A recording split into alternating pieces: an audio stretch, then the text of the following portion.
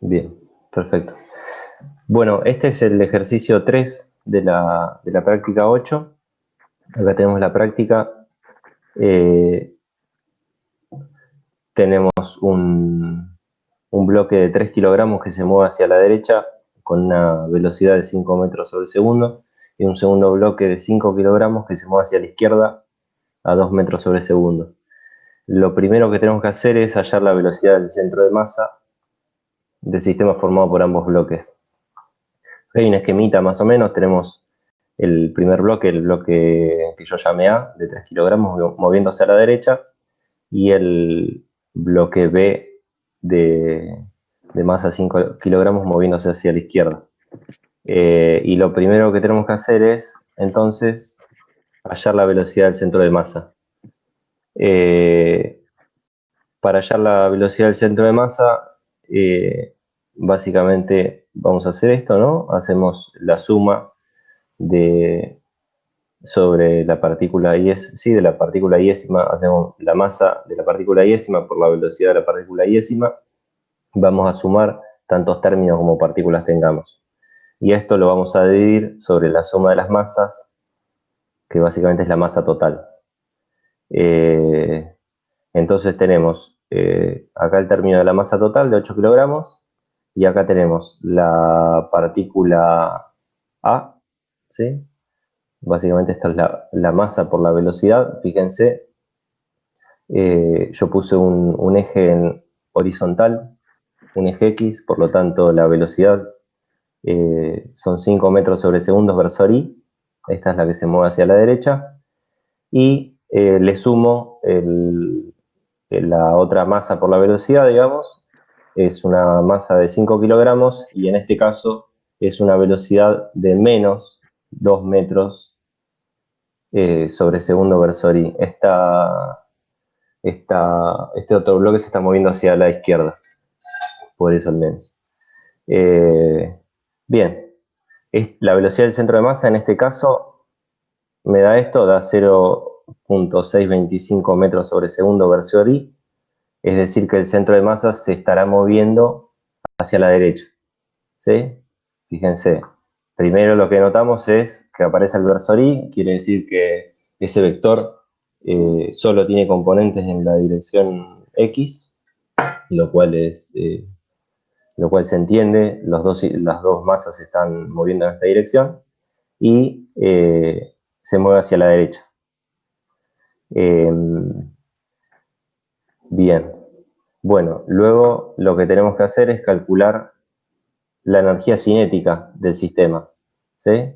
Tenemos que hallar la energía cinética del sistema. Bueno, para hallar la energía cinética del sistema, lo que hacemos es lo siguiente: sumamos un término de energía cinética por cada masa que tengamos, ¿sí? Por cada partícula que tengamos.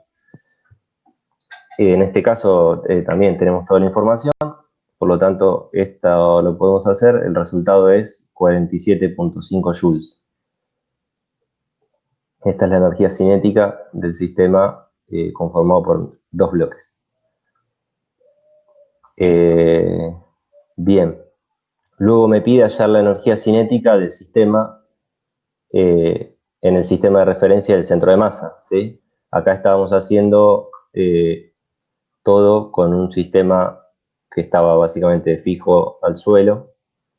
Ahora tenemos que trabajar en un sistema que esté en el centro de masa. Entonces, para eso vamos a hacer lo mismo, ¿sí? Para calcular la energía cinética, pero lo que necesitamos saber es cuáles son las velocidades en ese nuevo sistema.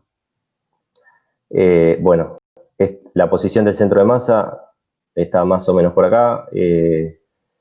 El bloque B tiene más masa, por lo tanto la posición del centro de masa va a estar más cerca del bloque B, y va a estar moviendo hacia la derecha, ¿sí? Entonces, nosotros tenemos que BA y BB son las velocidades en un sistema fijo al suelo, y BA' y BB' son las velocidades en el sistema del centro de masa.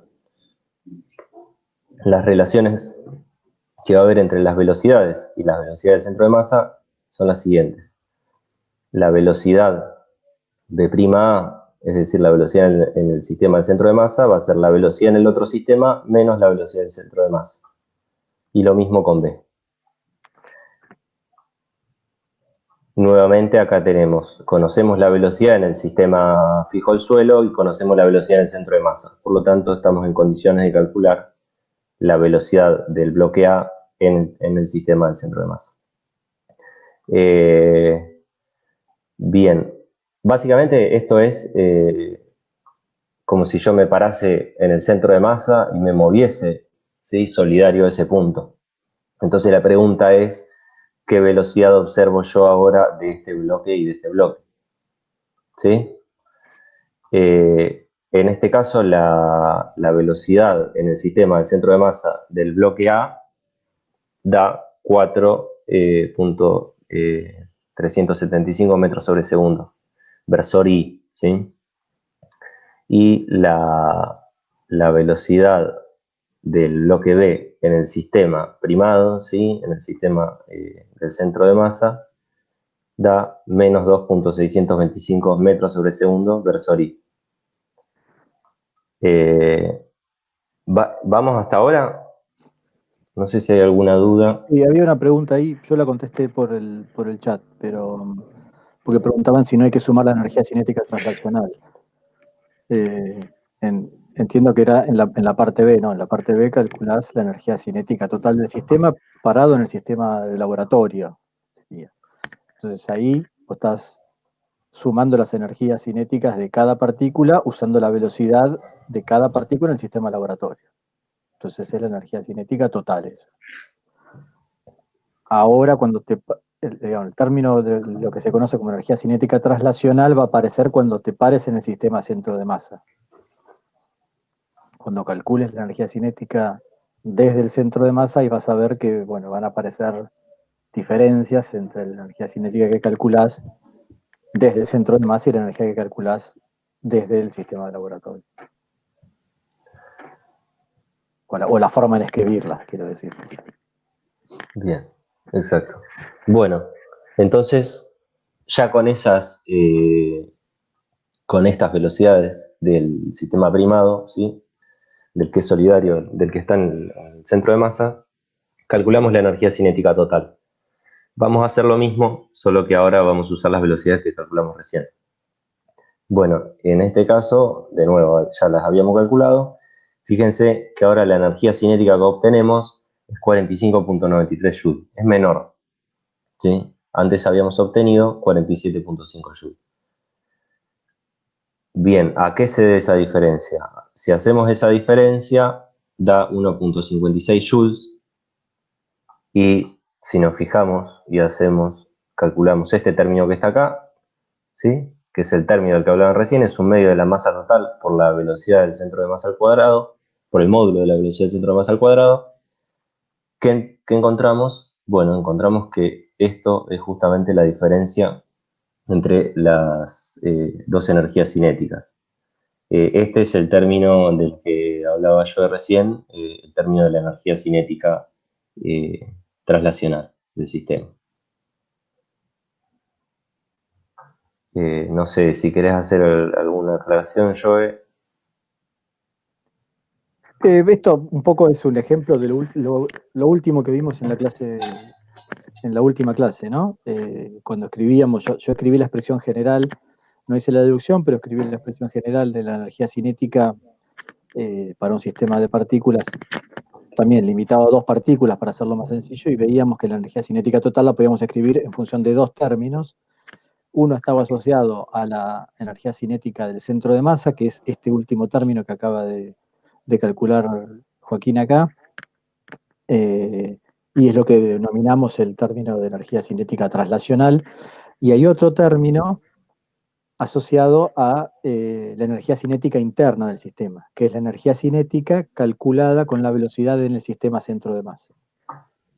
Entonces, en este caso, como las partículas tienen una cierta velocidad en el sistema centro de masa, tenemos los dos términos. Nosotros hasta ahora veníamos trabajando siempre con sistemas en los cuales la velocidad de cada partícula en el sistema centro de masa era cero, porque todas las partículas se movían junto con el centro de masa. Cuando yo no sé, cuando tirábamos una tiza y mirábamos el movimiento de la tiza, el movimiento parabólico que escribió una tiza en un tiro oblicuo, a la tiza uno, si la mira en detalle, ve que está compuesta por un montón de átomos, y todos esos átomos son partículas interactuando entre ellas. Pero todos se mueven con la velocidad del centro de masa. No hay un movimiento relativo de las partículas respecto al centro de masa. Todo se mueve al unísono, se mueve como un todo el sólido. Entonces, si yo calculo la velocidad de cada átomo en el sistema centro de masa, la velocidad me da 0, porque todas se mueven con la velocidad del centro de masa. Entonces, no hay términos de energía interna. Y la energía cinética es toda traslacional. Entonces, lo que les decía en la clase pasada es una justificación del modelo de partícula que veníamos usando hasta ahora. Yo en realidad no tenía una partícula, la tiza es un sistema de partículas, está compuesta por un montón de átomos que interactúan. ¿Por qué la puedo tomar como una partícula? Bueno, esta es un poco esa justificación. La velocidad de cada una de ellas es la misma que la del centro de masa, entonces el único término de energía cinética importante que tengo es el término de energía cinética traslacional, que lo puedo pensar como la velocidad, un medio de la masa total por la velocidad del centro de masa al cuadrado. Y no tenía que considerar los términos de energías internas. Vamos a ver a partir de la clase que viene que cuando empezamos a considerar otro tipo de movimiento como el rotacional, cuando permitimos ahora que un sólido rote respecto de algún eje, entonces ahora ya cada una de las partículas que forman mi sistema no se van a mover con la velocidad del centro de masa, y va a haber una velocidad relativa en el sistema de centro de masa que haga que aparezca un término extra en energía cinética de energía cinética interna. Este es un ejemplo más sencillo, son dos partículas moviéndose una respecto de la otra, entonces en ese caso vemos que claramente aparece en términos de energía interna, pero en el caso de un sólido también es posible que eso aparezca, a pesar de que las partículas dentro del sólido estén en posiciones relativamente fijas. Cuando rota respecto de un eje, ahí aparecen términos de energía interna, por ejemplo. Entonces eso es algo que vamos a empezar a ver a partir de la clase que viene.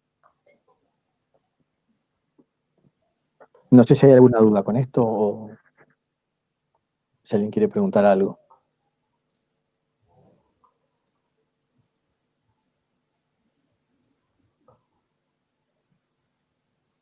Bueno, creo que nos podemos seguir. Bueno, otro ejercicio que traje es el 7, ¿sí? Tenemos dos astronautas, uno de 55 kilogramos, otro de 85 kilogramos. Estos están en el espacio. Bueno, podemos discutir, o sea, cuál es la idea de que estos se encuentren en el espacio, o cuál sería la diferencia con que estén en el espacio o estén en la Tierra. Estos están inicialmente en reposo, separados 10 metros y ligados entre sí por una cuerda. Entonces, ¿qué tenemos? Si el astronauta de 85 kilogramos da un breve tirón de la cuerda, ejerciendo una fuerza promedio de 10 newton, ¿a qué distancia de su posición inicial se va a producir el encuentro? Bueno, vamos a este. Como verán, no me esforcé mucho, los modelé a ambos como partículas, ¿sí? La partícula A y la partícula B vienen a ser los astronautas. El astronauta A con masa de 55 kilogramos y el astronauta B con masa de 85 kilogramos. Entonces, estos astronautas están en el espacio. ¿Cuáles serían las consecuencias, digamos? ¿Qué es lo que ocurre si ellos están en el espacio? ¿Cuál sería la diferencia, por ejemplo, si están en el espacio o están en la superficie de la Tierra?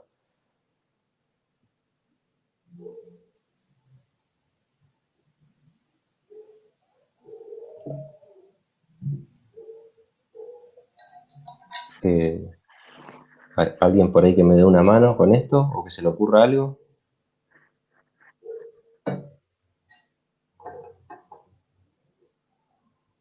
Bueno, son las fuerzas, ¿no? Este sistema de los dos astronautas más la cuerda en el espacio va a ser un sistema aislado, no va a haber fuerzas externas que actúen sobre ellos. Si estuviesen en la Tierra, ya aparecerían otras interacciones. Esa es básicamente la principal diferencia. Entonces, lo que tenemos es que el astronauta B va a ser un tirón, ¿sí? Va a haber si tiene una tensión sobre la cuerda, y sobre el astronauta A va a haber una tensión T'. Lo que conocemos es el módulo del valor medio de esa fuerza, digamos. Entonces, ¿qué tenemos?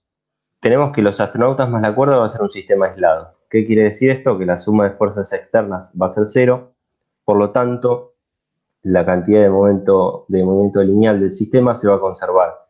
Yo acá le pongo su índice para hablar del P del sistema. Vos hablas de P total, ¿no?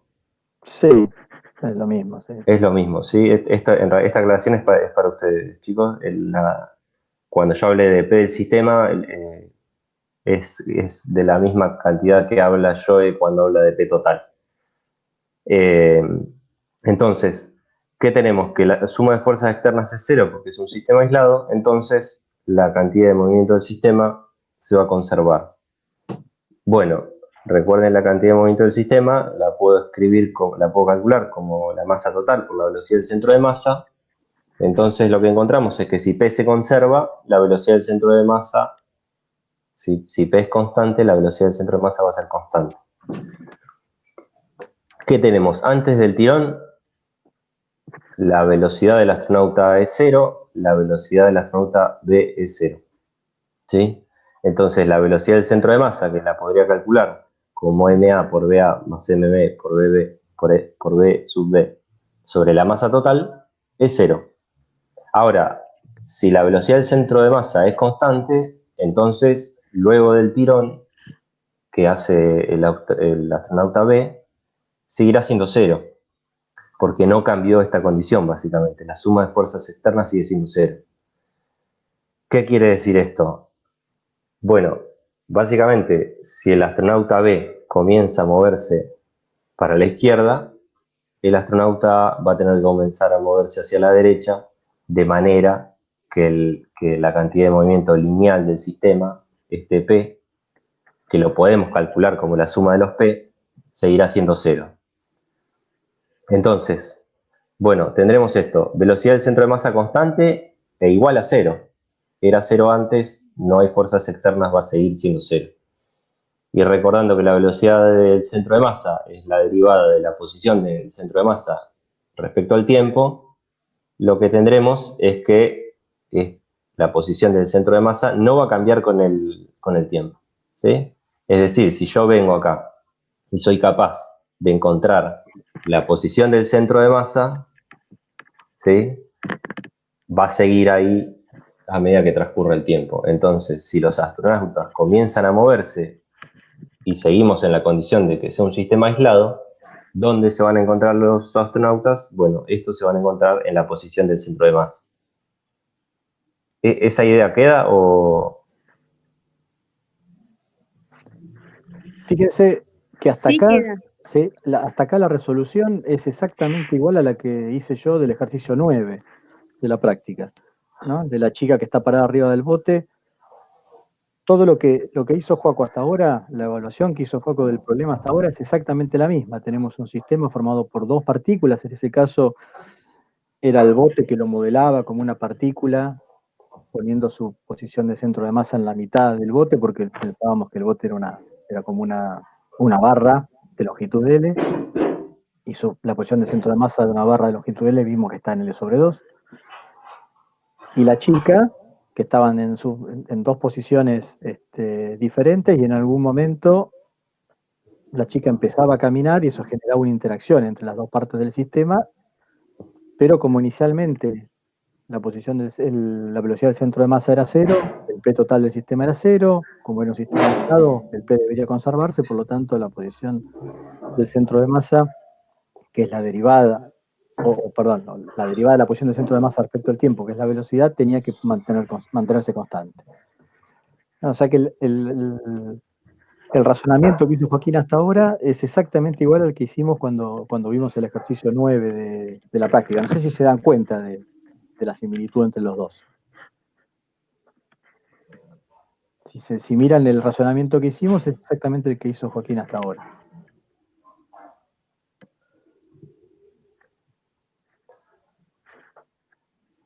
Bueno, no escucho muchas respuestas, pero supongo que se darán cuenta.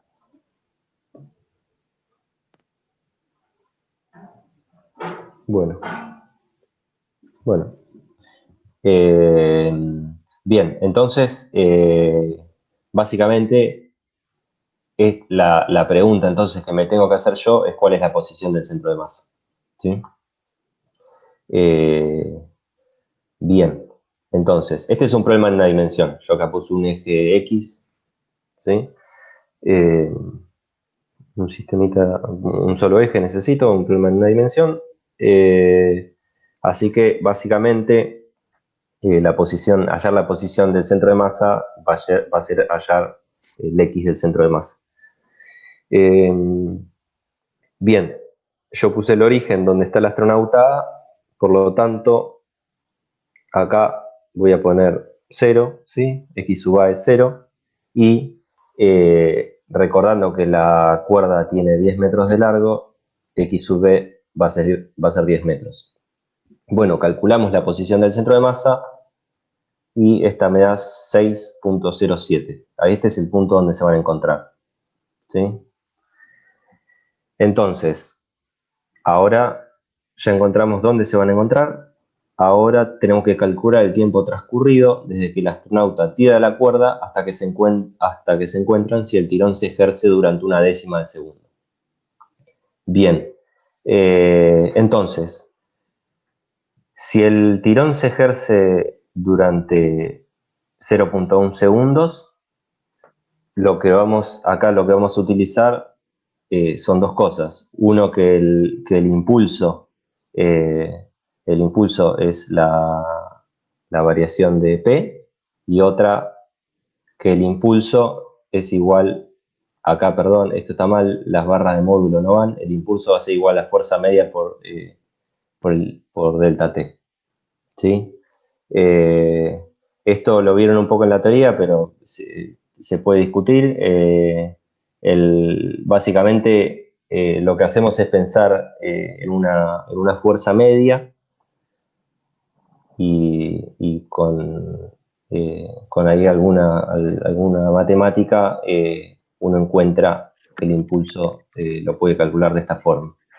Sí, conviene pensarlo en una dimensión como que el impulso Sí, como el impulso es la integral de la fuerza en el tiempo, en una dimensión el impulso es el área bajo la curva fuerza, ¿no? En el intervalo de tiempo. Entonces lo que tengo que hacer es integrar la fuerza en el intervalo de tiempo en el cual la fuerza actúa. Pero como en general uno no conoce la fuerza porque la fuerza varía, lo que se suele hacer es aproximarlo por una fuerza constante que en ese intervalo de tiempo produzca el mismo impulso, lo que equivale a tener la misma área. Entonces es calcular el área de un rectángulo. Si la fuerza es constante, el área, entonces lo que tengo que buscar es esa fuerza media, es el valor tal que el rectángulo que me representa el área bajo la curva de fuerza de intervalo de tiempo me da la misma área que la fuerza original.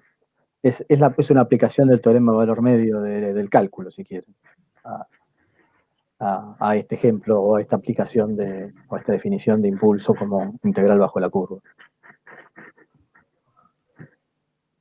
Bien, bueno, gracias, Joel. Entonces, el problema, por ejemplo, analizo el astronauta B, y entonces pensamos al problema, tenemos una tensión, ¿sí? Básicamente una tensión media que va a actuar un intervalo delta T. Fíjense, la tensión, yo había puesto un eje X así, positivo hacia la derecha, horizontal y positivo a la derecha. Entonces, esta tensión media la voy a poder escribir como menos 10 newton versor I. Bueno, esto por el intervalo temporal me va a dar el impulso, ¿sí? Ahora, con el impulso podemos calcular la variación de P del astronauta B. Fíjense que acá estamos trabajando, estoy refiriéndome solo al astronauta B. Si, digamos, o sea, acá voy a hago un paréntesis. Cuando trabajemos con problemas de sistemas de partícula, a veces nos conviene trabajar al sistema como un todo, y a veces nos conviene trabajar, trabajar con el sistema como partes, digamos. Acá yo voy a analizar al astronauta B, porque si quiero analizar el sistema total, bueno, la variación de P del sistema total va a ser nula. Eso ya lo vimos porque es un sistema aislado, ¿no? La suma de fuerzas externas es cero. Entonces, en esta parte, para hacer el análisis del problema, me conviene focalizarme en uno de los componentes del sistema, ¿sí? En este caso, en el astronauta B. Entonces, somos capaces de calcular el impulso y con eso conocemos la variación de P del astronauta B, ¿sí? Ahora, ¿qué sabemos? Sabemos que el astronauta B parte del reposo, tanto el astronauta A como el astronauta B, antes de que exista el tirón eh, van a estar en reposo, la velocidad será nula, por lo tanto el P, que lo calculo como M por B, va a ser cero, ¿sí?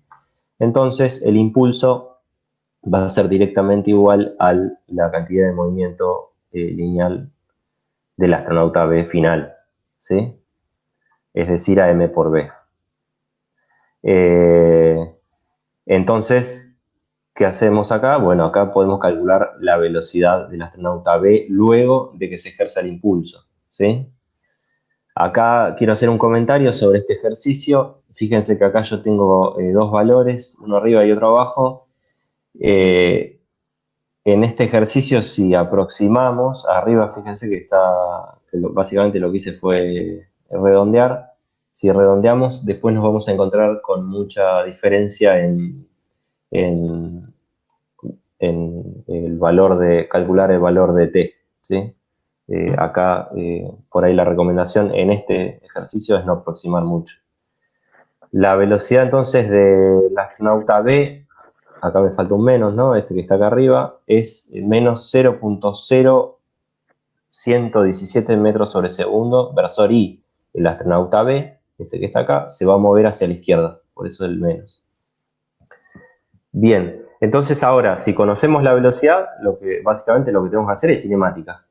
Tenemos que la distancia entre los astronautas es de 10 metros, sabemos que se van a encontrar en el centro de masa, este que está marcado con la cruz, y la pregunta... Ahí, Sí, para un cachito, porque está claro que se van a encontrar en el centro de masa para todos. No, eso es importante, porque por ahí uno lo ve demasiado claro y lo pasamos por alto la discusión. Pero está claro que el punto de encuentro tiene que ser el centro de masa del sistema. Sí, profe, yo Sí, lo sí. tomaba así. Sí, bueno, perfecto. No, lo pregunto porque por ahí a veces no.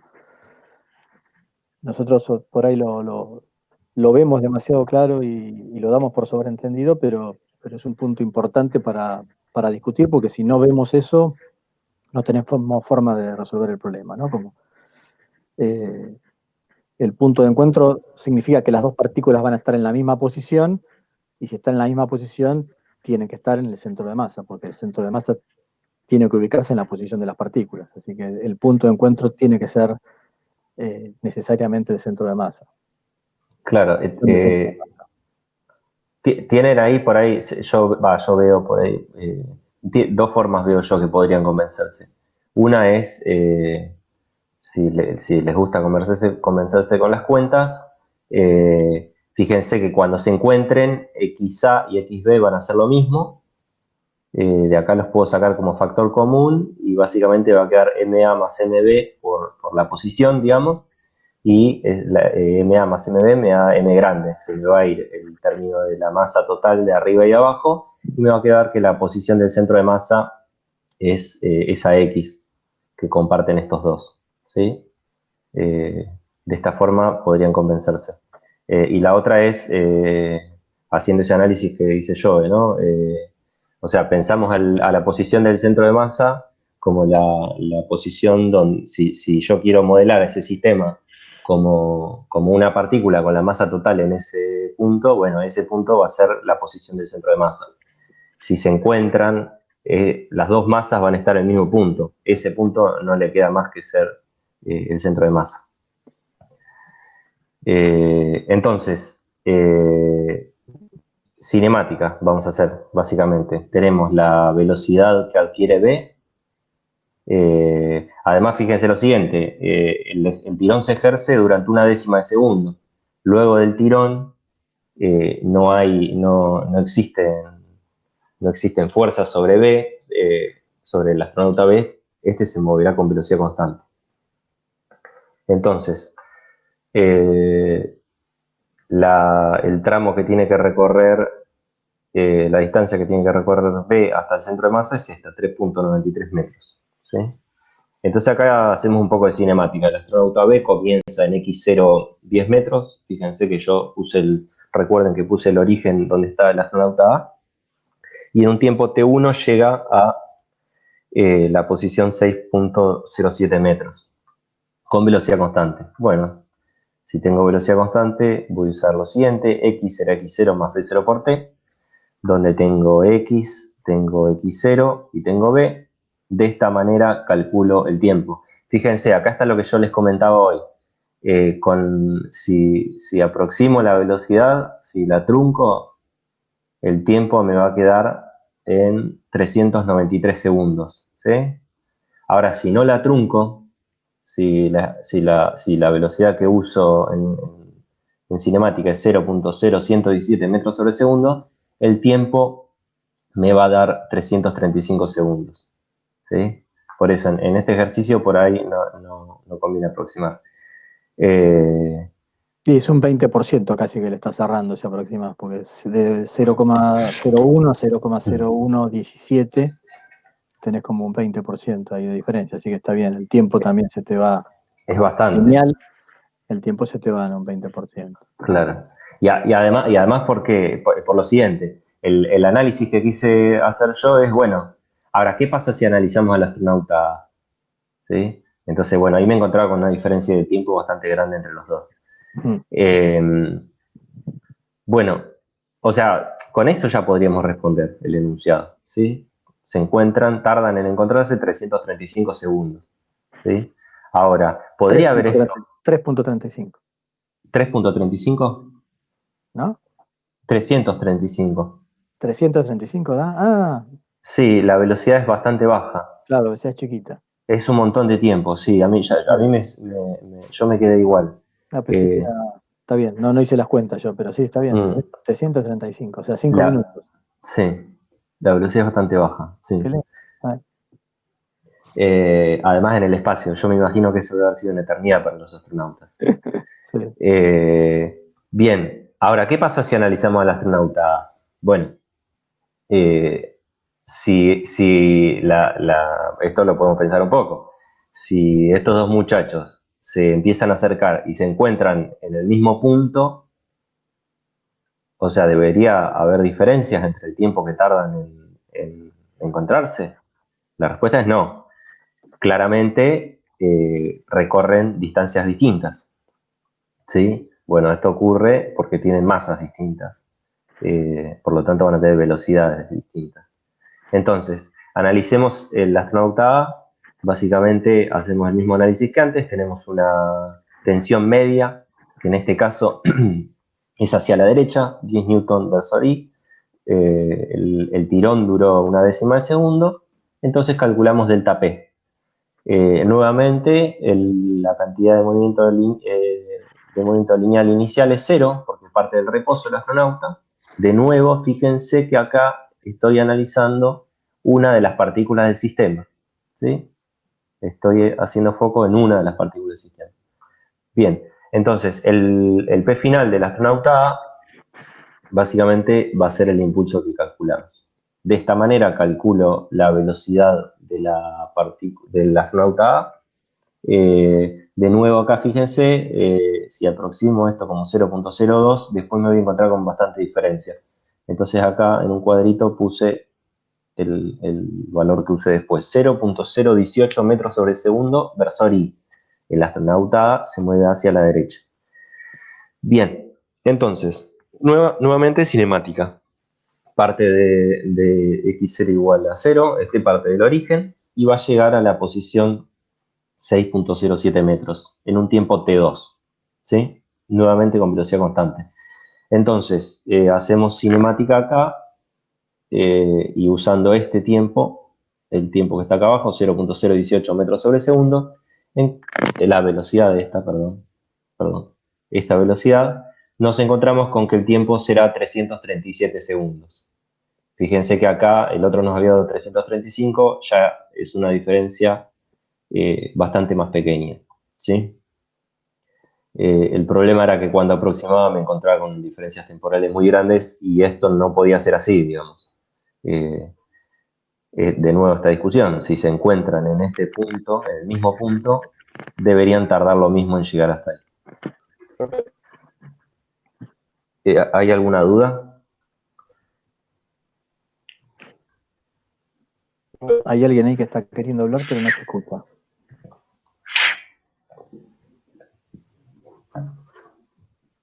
Sí, sí. ¿Quedó? Sí, sí. Porque no. Ahí se escucha recortado, ¿no? Sí. No sé si preferís escribir.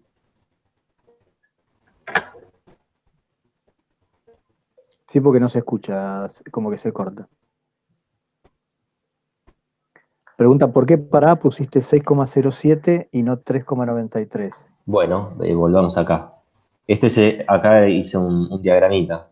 A está en el origen, B está a 10 metros, que es la longitud de la cuerda. La posición del centro de masa, ya la habíamos calculado, está acá en esta cruz.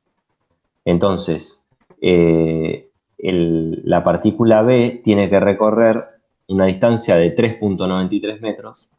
En cambio, la partícula A tiene que recorrer una distancia de 6.007 metros. ¿Sí? O sea, queda claro, esto ocurre, digamos, las distancias que recorren son distintas, digamos, las distancias estas que van a recorrer son distintas, ¿por qué? Básicamente porque tienen masas distintas. Si tuviesen la misma masa, ambos astronautas, la posición del centro de masa estaría en el medio, ¿sí? Estaría a mitad de camino, y ahí los dos recorrerían la misma distancia, los dos tendrían adquirirían la misma velocidad, ¿sí? Recuerden que la posición del centro de masa, esta, básicamente, de alguna manera pondera más les da más importancia de alguna manera a las partículas que son más masivas, ¿sí? Como MB es mayor que MA, este término pesa más que este término.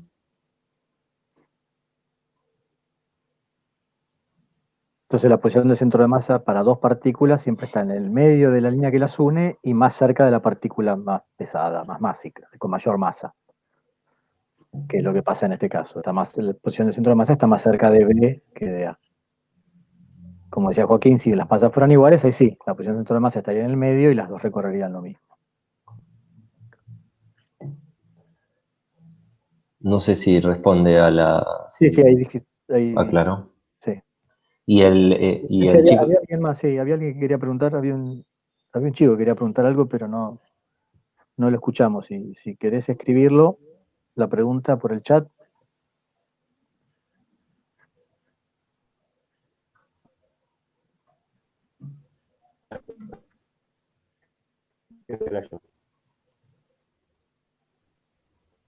No se escucha. No, se escucha muy cortado, No.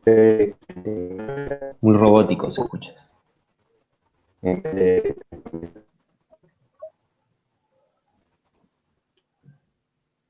No escuchamos lo que está preguntando. Si querés escribilo,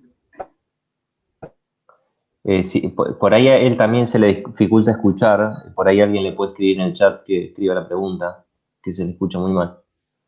Porque por ahí también él tiene, digamos, por ahí escucha muy...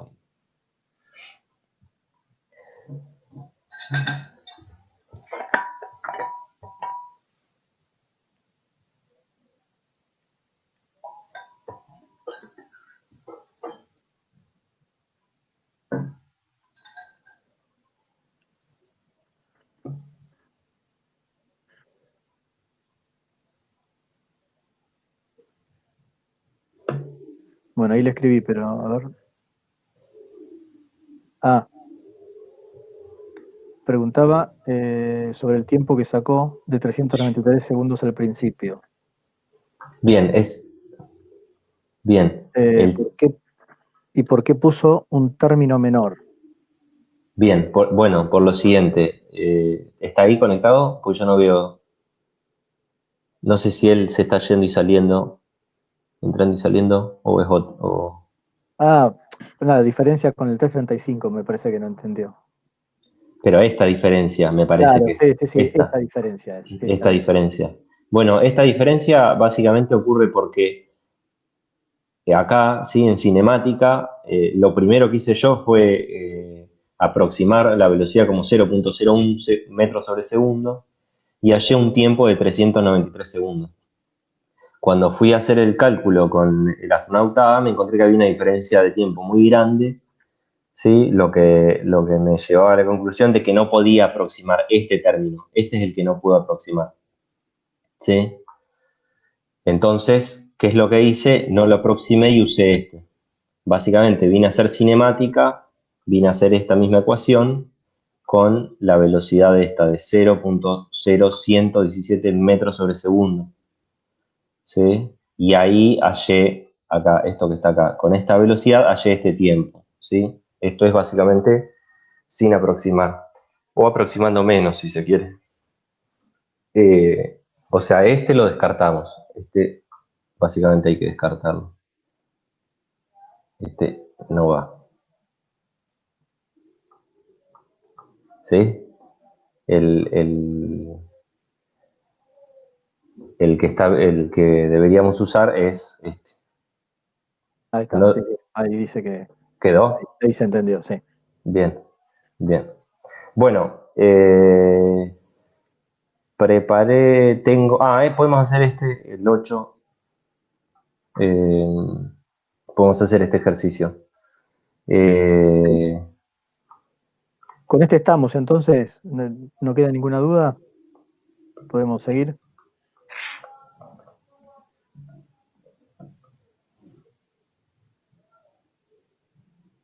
Bueno, dale, Joaco, nomás. Bien. Bueno, el ejercicio 8 es un hombre de 70 kilogramos sobre un trineo de 20 kilogramos en reposo sobre una superficie helada. Bueno, una superficie helada. Ahí vamos a tener cuidado con esto. ¿Qué significa que sea una superficie helada? Básicamente, ¿qué sería? ¿Qué ocurriría si el hombre con el trineo está sobre el hielo? ¿Cuál sería la diferencia que estuviese sobre la Tierra, por ejemplo? ¿Alguien? Tiene roce. Bien, excelente. Que no va a haber roces, ¿sí?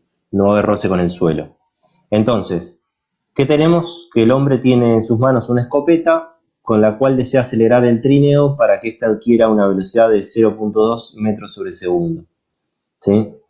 Entonces,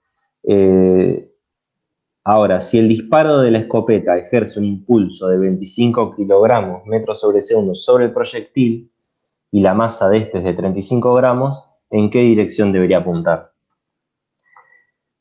Bien, venimos acá entonces. Hice un dibujito, no me esforcé mucho. Este es el hombre en el trineo, como verán acá, este viene a ser las veces del trineo, acá está el muchacho, y esta debería ser la escopeta, ¿sí? Acá pongo la dirección en la que debería apuntar, en principio desconocida. Una cosa que yo no hice, que sería muy interesante que hagan ustedes, es la siguiente. El análisis va a ser el siguiente. Si está sobre una superficie helada, como bien mencionaron recién, no va a haber roce, ¿sí? ¿Cuáles son las fuerzas externas que hay sobre este sistema? Si el sistema es hombre más escopeta más trineo, ¿qué fuerzas externas actúan sobre este?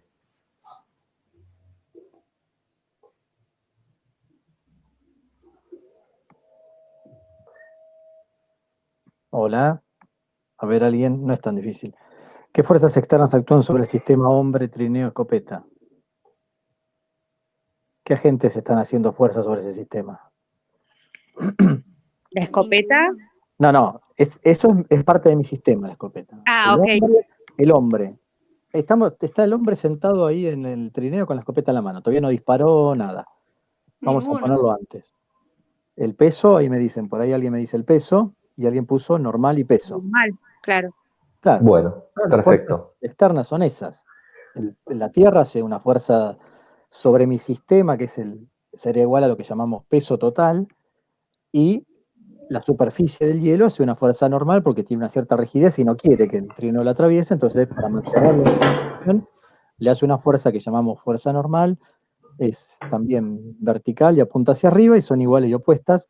La suma de las fuerzas, en ese caso, me da 0. Entonces tengo un sistema sobre el cual la fuerza externa neta actuando es igual a 0. Punto importante para considerar este tipo de problemas, ¿no? Eso es lo que tenemos que analizar. ¿Cuál es la fuerza externa neta que está actuando sobre mi sistema? En el caso de que no fuera un sistema aislado, ¿no? En el caso de los astronautas era más sencillo, porque eran sistemas aislados. Cuando uno está en el espacio flotando, no hay ninguna fuerza externa sobre el sistema. Sobre los dos astronautas, si mi sistema de los dos astronautas, no hay ninguna fuerza externa, es el ejemplo de sistema aislado. Eso es un sistema aislado, un sistema sobre el cual no hay fuerzas externas actuando. En este caso sí hay fuerzas externas actuando, pero la suma de estas fuerzas me da 0. Entonces eso me permite hacer el mismo tipo de análisis que hizo Joaquín hasta ahora en el ejercicio de los astronautas, en este caso, porque la suma externa, si la suma de las fuerzas externas actuando es 0, eso implica que la derivada del P total respecto del tiempo del sistema tiene que valer 0 y su P se tiene que conservar. En el caso ese, ¿no? De que el sistema, la fuerza neta actuando sobre el sistema sea 0. Yo no sé hacia dónde ibas vos pero digo, por ahí para entender lo que pasa, ¿no? Sí, No sé si alguna vez sí. dispararon un arma. ¿Alguna vez dispararon un arma? Y dispararon un arma, pero pueden no haberlo hecho, pero habiendo visto una película, seguramente se pueden dar cuenta. Cuando uno dispara un revólver, ¿qué es lo que pasa qué es lo que siente uno? ¿Qué pasa con la mano si uno dispara un revólver? Que te empuja para atrás. Se va hacia atrás.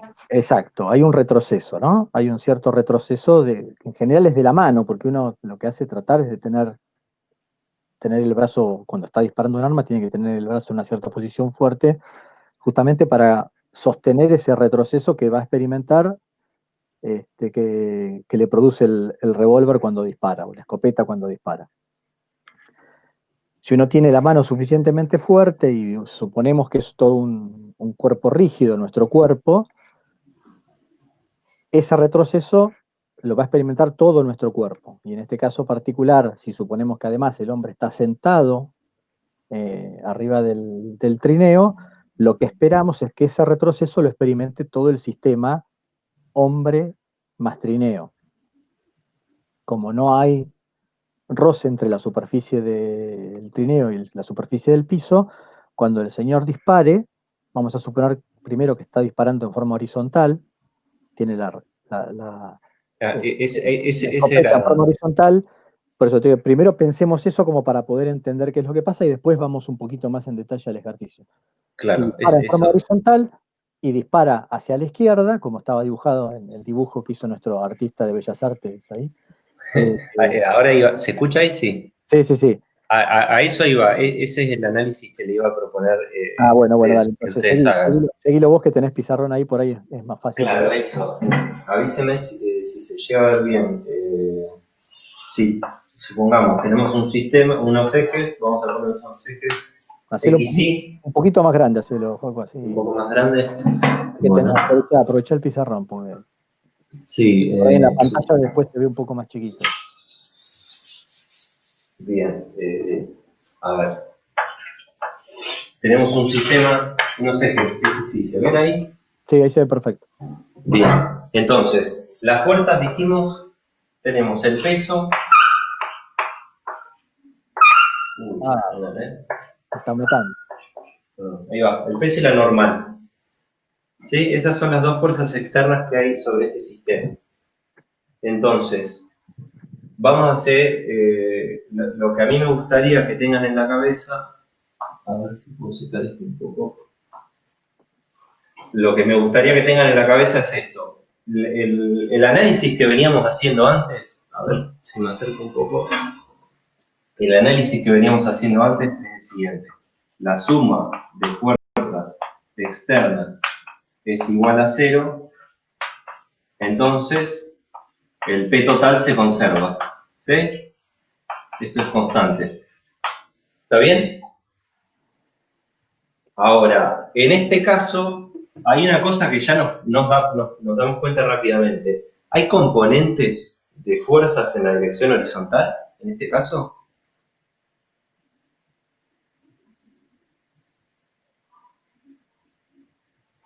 Fíjense, hay dos fuerzas nada más. Las dos fuerzas que hay son verticales, ¿sí? Una hacia arriba y otra hacia abajo. Entonces, en este caso, no hay componentes de fuerzas en esta dirección. Entonces, esto que tenemos, que la suma de fuerzas externas es 0, ahora esto lo podemos pensar así, como la suma de componentes de fuerzas externas. Lo podemos pensar en la dirección X y la suma de componentes de fuerzas externas en la dirección Y. ¿Sí?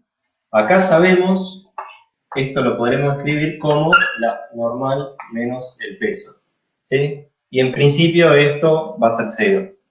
Pero bueno, por ahora, fíjense que lo que estoy seguro que puedo asegurar, sí puedo asegurar, es que la suma de las componentes de las fuerzas externas en la dirección horizontal, en la dirección X, es 0.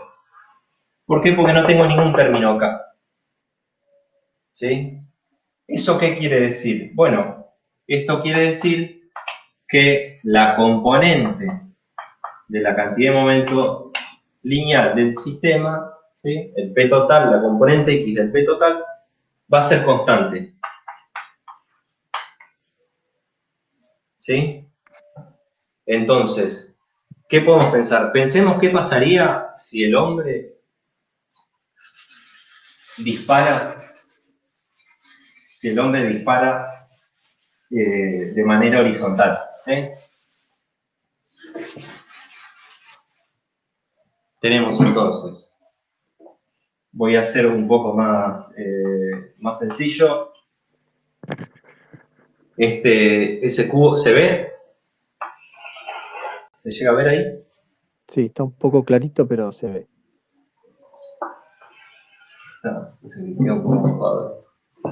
Bien. Básicamente ese cubo trata de ser el hombre y el trineo, ¿sí? Bueno, así no hago tanta artística, pero bueno, por ahí. Mejor si hacemos el trineo, este es el trineo, tenemos el hombre y este va a disparar de forma horizontal, ¿sí? Entonces tenemos, en la dirección X sabemos que no hay componentes de fuerzas y sabemos que previo al disparo, el hombre y el trineo, el sistema básicamente está en reposo. Entonces, si quiero calcular la componente de la cantidad de movimiento lineal en la dirección X, esta será 0. ¿Sí? ¿Eso queda más o menos? Bueno, Sí. ahora, ¿qué pasa después de que disparan? Bueno, cuando disparan, sale la bala y podemos pensar que se va a llevar un momento, ¿sí? Vamos a tener ahora una P, ¿sí? El P de la bala, la cantidad de momento lineal de la bala, que va a ser horizontal y hacia la izquierda en este caso, ¿sí? Entonces, ¿qué es lo que va a ocurrir con el hombre y con el trineo? Bueno, para que se conserve P, el hombre y el trineo tendrán que salir hacia el otro lado, ¿sí? Tendrán que salir con un P que podemos llamar el P del hombre más el trineo, ¿sí? Entonces, fíjense que en este caso el problema lo estamos haciendo en una dimensión. Entonces, lo que vamos a tener es que la masa de la bala más la velocidad de la bala, ¿sí? Más la masa del hombre más el trineo por la velocidad del hombre más el trineo, Todo esto esto tiene que ser... eje X, ¿no? Ponele el subíndice para que quede claro que eso es a las velocidades, digo, ahí, para que quede claro que esas son las componentes en la dirección X, ¿no? Porque todo se reduce al eje X el problema ahora. Exacto. Entonces, esto es igual a 0. ¿Sí? ¿Por qué es igual a 0? Porque antes de que se dispare la bala, el P del sistema era 0, y como no hay componente de fuerza en la dirección X, esto tiene que seguir siendo 0. Entonces, ¿qué tenemos? ¿Qué información tenemos? Bueno, las masas las conocemos, ¿sí? La velocidad, esta velocidad es la que quisiéramos que sea 0.2 metros sobre segundo, y sobre la velocidad de la bala, lo que conocemos es el impulso, ¿no? Ahí me dicen que el impulso es 25 kilogramos metros sobre segundo. Recuerden que esto es delta P. Ahora, si la bala estaba en reposo antes de que sea disparada, básicamente es el impulso, que es P final menos P inicial. Si esto es 0, el impulso es el P final. ¿Qué es este? De hecho, tenemos este término, ¿sí? Entonces, este término vale 25 kilogramos por metro sobre segundo, con un menos. Fíjense que yo puse el eje X positivo hacia la derecha, la cantidad el P de la bala que se va hacia la izquierda tendrá que tener un menos, ¿sí?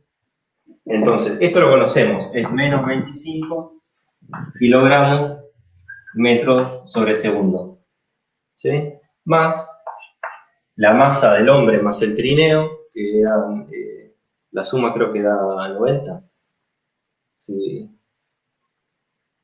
no recuerdo mal. A ver, no tengo el enunciado acá, pero espera que me fijo si querés.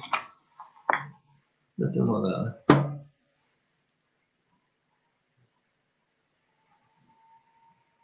¿Dónde está? Sí, 90. 90 kilogramos por la componente de la velocidad del hombre más el trineo en la dirección X. Y esto tenía que valer 0.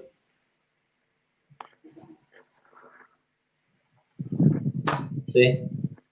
Entonces, fíjense que ahora estamos en condiciones de calcular esta velocidad, o esta componente de la velocidad. Ahora, si la calculamos de esta forma, no sé si alguien tiene una calculadora ahí y me puede dar una mano. Básicamente tengo que hacer, paso este para allá, es 25 dividido 90.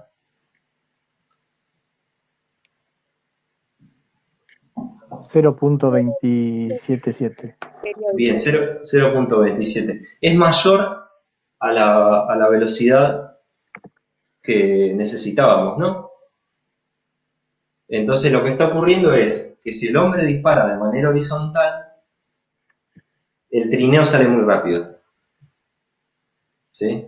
Entonces, ¿qué puede hacer el hombre para que el trineo no salga tan rápido? Pensando en esto, ¿sí? De nuevo, pensando en no hay componentes de fuerza en la dirección horizontal, entonces lo que sí sabemos es que la cantidad de la componente en la dirección X, de la cantidad de momento del sistema, va a ser 0, ¿sí? Se va a conservar, antes era 0, va a seguir siendo 0. Básicamente es esta la ecuación con la que tenemos que trabajar. Si nosotros vamos a fijar esta a 0.2, porque es la velocidad con la que queremos que salga el trineo, ¿cuál es la que podemos variar acá? ¿Qué cosa podemos variar en esta ecuación? La de la bala. La de la bala, ¿sí? Y esta es la componente en la dirección X de la velocidad de la bala. ¿Cuál sería la forma de variarla? Ponerla en I. O sea, Disparar para... que sea inclinado con un ángulo. Me sale con un plano Bien, inclinado, pero que forme un ángulo. Entonces me quedaría algo sobre el eje X y algo sobre el eje Y. exacto, exacto. Si él dispara con cierta dirección, ¿sí? Ahora la velocidad, porque fíjense lo siguiente, el impulso de la bala es fijo. Yo no puedo variar el impulso, eso me lo dará el rifle con el que esté disparando, ¿sí? El impulso está fijo. Eso quiere decir que el P final, que es masa por velocidad, está fijo. Entonces, de esa manera lo que tenemos fijo es el módulo de la velocidad de la bala. Si el escopetazo lo da con una cierta inclinación, lo que a nosotros nos interesa acá es la componente en la dirección X. Entonces acá me va a aparecer el módulo de la velocidad por el coseno de tita. ¿Sí? Sí, Bien, entonces, ¿Lo ven nos- todos eso? Lo que hizo Joaquín primero fue decir, bueno, si dispara horizontal y este es el impulso que adquiere la bala, puedo determinar el módulo de la velocidad de la bala. Y eso me va a dar un módulo de la velocidad, o una velocidad, en este caso en el eje X, para el sistema trineo más el hombre, que no es el valor que yo estoy buscando. Entonces lo que tengo que hacer es decir, bueno, a ver, ¿qué puedo variar de esta ecuación para poder reducir un poco la velocidad con el que el sistema del trineo más el hombre sale moviéndose hacia la derecha? Entonces está claro que lo que podríamos llegar a cambiar, y hay que pensar cómo es, porque las masas son fijas, lo que podría llegar a cambiar es el módulo de la velocidad, o la componente en X de la velocidad de la bala, mejor dicho. Entonces la idea es decir, bueno, ¿cómo hago para cambiar la componente en X de la velocidad de la bala? Y bueno, en vez de disparar en forma horizontal, disparo formando un cierto ángulo con la horizontal. Entonces de esa manera lo que consigo es que la componente en X varíe, y la puedo variar arbitrariamente como yo quiera, cambiando el ángulo, porque la componente en X será el módulo de la velocidad de la bala, que es fijo, eso sí no lo puedo cambiar. El módulo de la velocidad de la bala no lo puedo cambiar porque eso sale del impulso que adquiere la bala por el coseno del ángulo. Y ese coseno del ángulo es mi variable, o el ángulo si quieren. Entonces, de esa manera yo lo que puedo hacer es, modificando el ángulo de disparo, modificar la componente en X de la velocidad de la bala y así ponerla al valor que estoy necesitando para generar la velocidad de retroceso que el problema me pide. ¿Se entiende bien. esto? ¿Lo ven todos eso? sí, sí. Sí. Bueno, Bueno, entonces, bien, ¿qué ponemos acá? Bueno, acá, esto después lo voy a subir, ¿sí? Básicamente lo que tenemos es un poco lo que charlamos. En la dirección X no hay componentes de fuerzas externas, el trineo está sobre hielo. Entonces lo que tenemos es esto, que esto creo que es por ahí lo importante a lo que apunta este ejercicio. La suma de componentes de fuerzas externas en la dirección X es cero, entonces lo que se va a conservar es el P total en la componente X del P total, ¿sí? por Fíjense ahí, que ni siquiera... sí, por ahí la eh, pregunta que hay que hacerse es, nosotros analizamos el problema al principio, ¿no? Cuando estaba todo quieto, el señor sentado con su escopeta y vimos que la fuerza externa que actuaba sobre el sistema era cero. Entonces dijimos, bueno, en esa situación el P total tiene que ser constante. Y bueno, sí, no hay mucho, este, no hay un resultado muy sorprendente ahí. Si el señor está ahí sentado mirando el cielo con su escopeta, esperando a dispararle, no sé si le disparará a un pájaro, qué es lo que va a hacer, el P total del sistema es constante, es cero, nada se mueve. El, el problema cambia cuando el señor dispara, porque cuando el señor dispara, la bala adquiere se le entrega un cierto impulso, se realiza un cierto impulso sobre la bala, adquiere una cierta cantidad de movimiento, entonces para que el P total del sistema se siga manteniendo fijo, si yo considero que el sistema tiene que mantener la cantidad de movimiento constante, tendrá que moverse. Si disparo horizontal, la suma de fuerzas externas sobre el sistema sigue siendo 0 y la cantidad de movimiento se conserva. Ahora, la situación cambia un poco cuando el señor dispara en forma vertical o en forma oblicua la bala, que es lo que es a la conclusión a la que llegamos nosotros para poder resolver este problema, ¿no? Porque no me sirve que el señor dispare horizontal, porque eso me da una velocidad de retroceso mayor que la que el problema me pide. Así que el señor tiene que disparar en forma oblicua la bala, y en esa situación la pregunta por ahí que hacerse es, ¿qué pasa ahora con la cantidad de movimiento del sistema? ¿Se sigue conservando?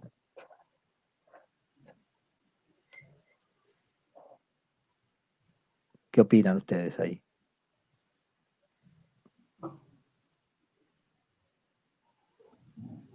Tiene que ser Podemos hacer un es un análisis análisis. parecido al No que siguen hice. actuando fuerzas externas, o sea, ahora sí. ¿Cómo? Que si no siguen actuando fuerzas externas, se sigue conservando.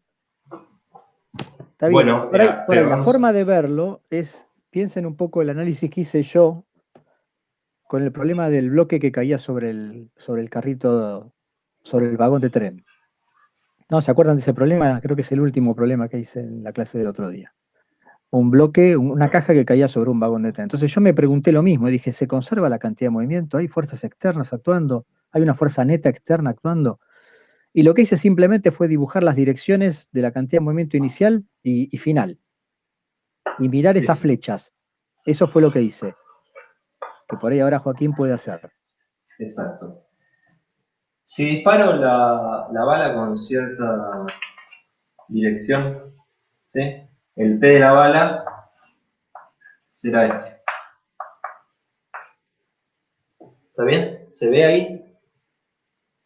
Sí, se ve, profe. Bien. ¿Y para dónde sale el trineo? ¿Para dónde se mueve el trineo? ¿Por qué me pregunto para dónde se mueve el trineo? Porque la cantidad de momento del trineo, del hombre más trineo, va a tener la dirección y el sentido. O sea, P y la cantidad de momento y la velocidad comparten, ¿no? La información vectorial. Lo que está en el medio es la masa, que es una cantidad escalar, es un numerito. Entonces, ¿A la derecha? hacia la derecha y de forma horizontal, ¿sí? Este es el P del hombre más el trineo. Entonces, antes de que dispare la bala, la cantidad de momento del sistema, la cantidad de movimiento total era 0. Después de que dispara la bala, estos dos vectores, la suma de estos dos vectores, ¿me da 0?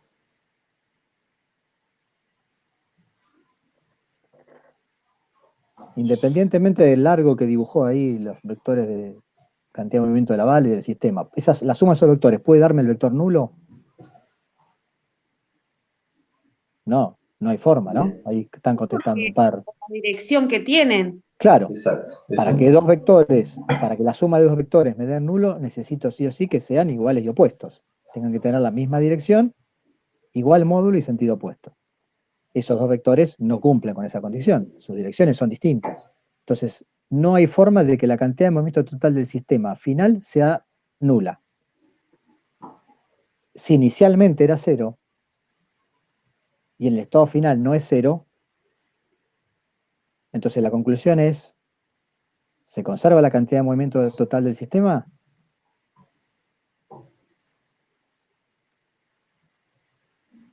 ¿Sí o no? No. No, no se conserva. Porque al principio era 0 y veo que la suma de estos dos vectores no me va a dar el vector nulo. No me va a dar 0. Entonces no se conserva la cantidad de movimiento total del sistema. La pregunta entonces es, bueno, ¿por qué no se conserva? La respuesta me lo dan las ecuaciones. Hay una fuerza externa neta actuando sobre el sistema. Claramente. Porque eso es lo que me dice, de alguna manera, si quieren, la segunda ley reescrita en una forma, o la segunda ley de Newton en la forma original, donde aparece, en lugar de la aceleración, la cantidad de movimiento total del sistema. Entonces, tiene que haber una fuerza neta actuando sobre el sistema. ¿Cuál es la fuerza neta actuando sobre el sistema en esta situación? ¿Qué fuerza es la que aparece al momento en que el señor hace el disparo?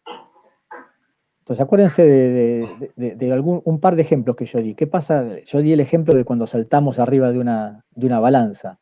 En la clase discutí un poco el problema ese, la situación de cuando yo salto arriba de una balanza, que parece que peso más, porque la balanza en vez de marcar 70 de golpe me marca 180.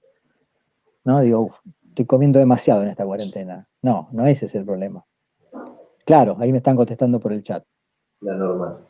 La normal, ¿no? La situación acá, lo que cambia respecto del problema de los astronautas, es que ahora tengo un piso. Yo estoy parado sobre un piso y ese piso es rígido y yo no me puedo ir para abajo. Cuando empezamos la clase pasada y yo les mostré el pedacito ese de película de Gravity, el astronauta tiraba el matafuego en alguna dirección. Entonces, supónganse que esa fuera la flecha que está marcando ahí en diagonal en el dibujo ese de Joaquín. Inicialmente, bueno, acá ese no estaba en reposo, se estaba moviendo, pero supónganse que estaba en reposo, tiraba el matafuego en una cierta dirección. Como la cantidad de movimiento del sistema se tenía que conservar porque el sistema era aislado, el astronauta salía en dirección opuesta a la que había tirado el matafuego, para que la cantidad de movimiento total del sistema se conserve. Por eso porque estaba en el espacio y podía flotar libremente y moverse para cualquier lado. El problema que tenemos ahora es que el sistema trineo más hombre sentado ahí en el trineo no se puede mover para abajo como se movía el astronauta que estaba flotando en el espacio. Tengo el piso y el piso no me va a dejar moverme hacia abajo. Entonces, si yo quiero intentar moverme hacia abajo, que es lo que va a intentar hacer el sistema, porque el sistema adquiriría una cierta cantidad de movimiento en la dirección oblicua en la que dibujó Joaquín ahí en líneas punteadas, ¿qué va a pasar? El piso me va a hacer un impulso. Entonces la normal, durante ese pequeño intervalo de tiempo durante el cual dura el disparo, no es igual al peso. La normal va a ser más grande, va a ser igual al peso más un cierto impulso que me va a transferir el sistema. ¿Para qué? Para anularme la componente ni de mi cantidad de movimiento. Porque yo no me puedo mover hacia abajo. Entonces lo que tiene que hacer el sistema es transferir mi impulso para que mi cantidad de movimiento en el eje Y se anule y yo no me pueda mover en el eje Y. ¿Está bien? Entonces, la fuerza normal es la fuerza externa que hace que la cantidad de movimiento total del sistema no se conserve en este problema. ¿Cuál es la ventaja que tengo? Que la fuerza normal, ¿cómo es? Una fuerza que apunta hacia dónde.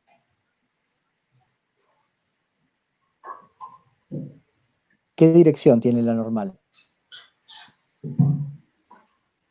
Es vertical, siempre es perpendicular a la superficie. Exacto, ahí está, perpendicular a la superficie. Entonces, solamente el piso me puede transferir impulso en la dirección Y. El piso no me puede transferir impulso en la dirección X. Entonces lo que va a hacer el piso es cancelar la cantidad de movimiento que adquiere el sistema hombre más trineo en la dirección Y. Pero en la dirección X no puede hacer nada.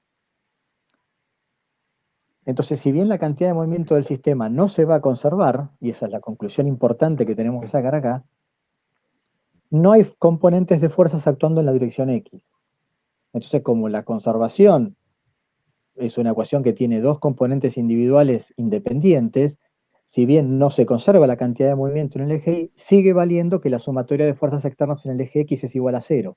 Entonces, la derivada de P en la dirección X respecto del tiempo es igual a 0.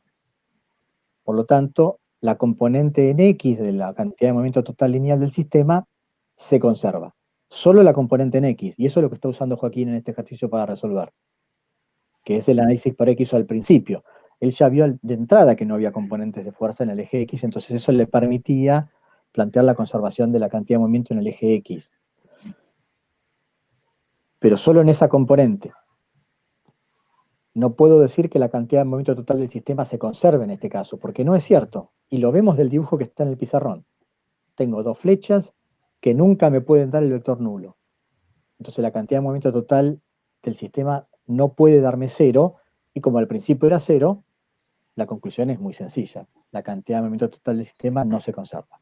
Como la única fuerza que actúa es la normal y esa fuerza es vertical, la componente que no se conserva de la cantidad de movimiento total del sistema es la componente vertical, la componente en el eje Y. Pero la componente en el eje X sí se conserva, o sí se mantiene constante. Y eso es lo que podemos usar en este ejercicio para resolver lo que nos pregunta, que es la dirección de disparo en la que tiene que apuntar el arma para poder retroceder con una cierta velocidad arriba de su trineo. ¿Se entiende esto? Fíjense que es muy parecido al último ejercicio que yo hice en la clase del otro día. De hecho, déjame sumar algo. Acá, bueno, en línea con lo que explicaba yo, ¿no? El P resultante va a ser un vector vertical y hacia arriba, ¿sí? Las componentes, básicamente, esta componente se me anula con esta y me queda, ¿sí? Un P vertical y hacia arriba. Bueno, ese delta P, el total, ¿sí? Que será el P final menos el P inicial. El inicial es nulo porque esto parte del reposo. Entonces, ¿qué tenemos? Que el final, ¿sí? Va a ser este. Y esto va a ser, fíjense que acá estoy hablando del P total, a esto va a ser la suma de fuerzas externas, ¿sí? Bueno, en realidad, en realidad acá esto va a aparecer algún delta T, ¿no? Dividido delta T sería eso, sí. ¿Sí? Y esto es lo que uno puede escribir como, lo que escribíamos como normal más peso sobre delta T. Bueno, acá fíjense que el peso no puede variar, lo que decía yo, ¿no? Es la normal la que varía. En el momento del disparo, la normal tiene que ser, durante lo que dura ese disparo, la normal tiene que ser más intensa, ¿sí? Tiene que tener mayor módulo. Bueno, si esto queda, estamos un poco jugados de tiempo. Si esa discusión, no sé si quedan dudas de esa discusión. Si hay alguna duda.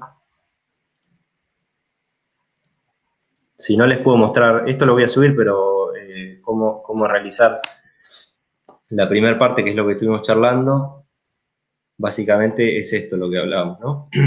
Hay conservación en la dirección X.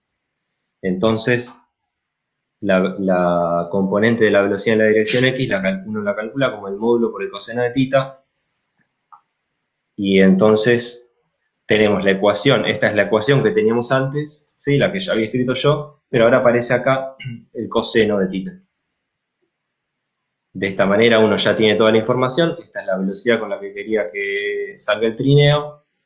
Esta es la velocidad de la bala, la masa de la bala.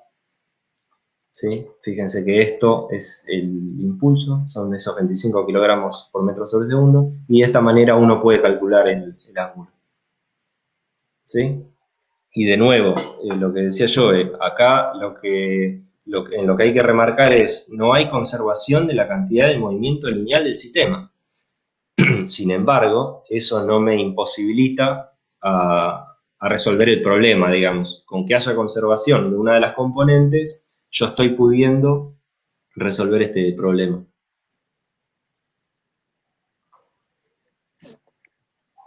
No sé si queda alguna duda. Yo silencio escucho, pero bueno, no sé si lo ven o todavía les cuesta entenderlo. Yo lo entendí. Bueno. De hecho, me aclaró la parte de que yo decía que no había fuerza externa, se seguía conservando. Claro, Pero entendí que en eso es lo importante. Por eso es que no es tan trivial darse cuenta que hay una fuerza externa. Por eso digo, lo más fácil es ver cuánto es la cantidad de movimiento al principio, cómo es la final, pero ver la forma vectorial, o sea, verla con flechitas. Como lo hice yo en el ejercicio de la caja cayendo sobre el vagón, en este caso va a ser lo mismo, y uno se da cuenta que las flechitas no pueden ser iguales, las dos flechas no pueden dar lo mismo al principio y al final. Esos vectores. Opa, se enojó el perro. esos vectores no pueden ser iguales al principio y al final. Entonces, eso es lo que nos permite a nosotros darnos cuenta que hay una fuerza externa, porque no es tan trivial ver que hay una fuerza externa actuando en el sistema en ese instante. No es tan trivial el hecho de darse cuenta que la normal crece. ¿Cómo mido que la normal crece? Bueno, en el ejemplo de la balanza, y era la forma de verlo, yo por eso les daba el ejemplo de qué pasa cuando salto arriba de una balanza. Porque como ahí uno de alguna manera está midiendo la reacción a la normal, cuando se para arriba de una balanza, el hecho de que lo que me marca la balanza aumente en el momento que yo caigo sobre esa balanza, me está indicando que la normal que me está haciendo a mí, la base de la balanza, crece, pero solamente durante un pedacito de tiempo, durante un intervalo de tiempo muy cortito. Y ese es ese intervalo de tiempo durante el cual existe una fuerza neta actuando sobre mí. Cuando yo caí sobre la balanza, no estoy hay una fuerza neta actuando. No estoy en equilibrio. Hay una fuerza neta, pero lo que está haciendo esa fuerza neta es transferir mi impulso de forma tal de que yo me frene y no siga para abajo. Entonces es un poco esa misma situación. En este caso, la normal crece durante el intervalo de tiempo durante el cual se efectúa el disparo para cancelar la componente ni de la cantidad de movimiento, pero solamente la cantidad de ni, la cantidad de movimiento en el eje X no lo puede calcular. Si el hombre disparara hacia arriba, si el hombre disparara vertical, no se movería, porque ahí sí, sería un caso equivalente a saltar arriba de la balanza. Toda la cantidad de movimiento que el sistema querría adquirir, que sería hacia abajo, porque el disparo fue hacia arriba, sería anulado por el impulso que me transfiere el piso. Y si yo disparo en forma vertical, me quedo quieto, no me muevo, porque como la bala no tiene componente en X de cantidad de movimiento, el sistema tampoco va a adquirir una componente en X de cantidad de movimiento. Ahí se mantendrá. Ahí sí, ahí el sistema se va a quedar quieto. ¿Sí? ¿Alguna duda? No, por ahora no, ahí lo entendí bien. Bueno, yo creo entonces, Joaco, que dejamos acá porque creo que lo Sí. sacaste de clase. Son las Sí, 10. ya estamos. No. Bueno. Bueno, Bueno, esto lo vas a subir, ¿no? sí, ahora lo subo. Bueno, y yo ahora también la charla, la clase esta, después la subimos para que si quieren repasar algo, quieren rever algo, la tengan ahí disponible. Y Bueno, cualquier duda que quede, ya saben, nos escriben por los foros o me mandan un mensaje a mí. ¿Ok? Profe, una pregunta. Sí. ¿Mañana usted va a dar teoría de tema nuevo o No. Mañana, teoría de tema de nuevo, vamos a empezar el martes. Les voy a dar un poquito más, está un poquito atrasado, pero bueno, no importa. No, tampoco quiero ir demasiado rápido porque si no, no hay tiempo de ir procesando lo que vamos viendo. Así que mañana vamos a hacer otra charla, otra clase de consulta con Gastón. Va a resolver también algún ejercicio y el martes que viene empezamos con dinámica de movimiento circular. ¿Cuántas prácticas son? No me acuerdo, pero nos está faltando dinámica rotacional. Fluidos son 2, una en equilibrio y otra Bernoulli. Y después ondas, que está faltando cuatro prácticas, si no me equivoco. Sí, 4 prácticas más. bueno, porque mañana rendimos análisis. Yo tengo que recuperar un tema de análisis. ¿A qué hora rinde el análisis? A las 8 de la mañana se inicia el... Bueno, claro, yo no tenía eso presente. Bueno, no, por eso, pero igual mejor que no doy teoría mañana entonces. Pero bueno, la práctica la vamos a hacer a las 10. Y de todos modos la tratamos de grabar, así los que tengan que rendir análisis y no puedan participar, por lo menos después la pueden ver más tarde. Buenísimo, gracias. Y teoría el martes.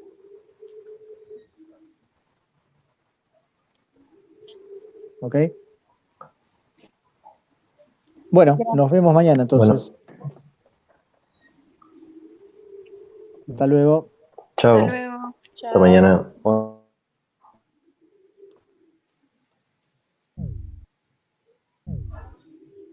Ahí está, estabas grabando vos, ¿no?